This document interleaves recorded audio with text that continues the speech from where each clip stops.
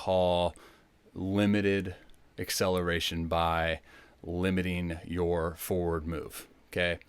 So I'm big on initiating forward momentum in your delivery before you reach peak leg lift, right? Just get something going, moving forward, because what happens with you is as soon as you reach your peak, now you go, all right, I don't want to use the slope. I'm going to go hip coil, right?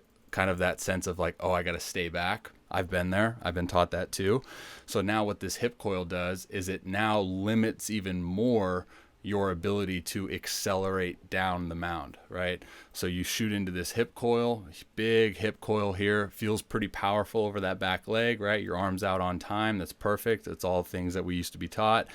But now you're limited on the amount of acceleration that you can have down the mound because you're continuously trying to fight gravity and be back. You know, and now as you kind of come through in your drive is your head is not aligned with your hips, right?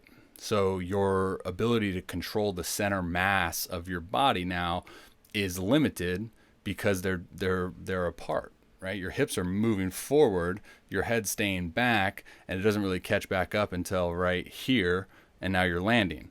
So think about the momentum and acceleration. Say if we quantified acceleration as a number, you know, at front foot strike, what is your acceleration number, right? It's very limited. So now what people tend to do is they have to generate more energy elsewhere because they didn't get a lot of acceleration. So more oftentimes than not, we see, you know, the arm try to accelerate and create that energy. Now, so Jack Flaherty here, you're going to notice how it's actually, he kind of pulls off this similar move as far as the hip coil, but notice how his head position stays centered, right? So now he's going to be drifting and driving and dropping forward, but he's still able to control his center with his head posture like that, right?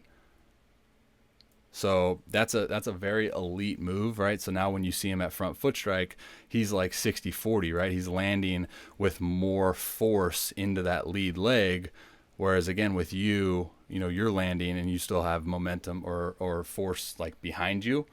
So you're just missing out on that acceleration.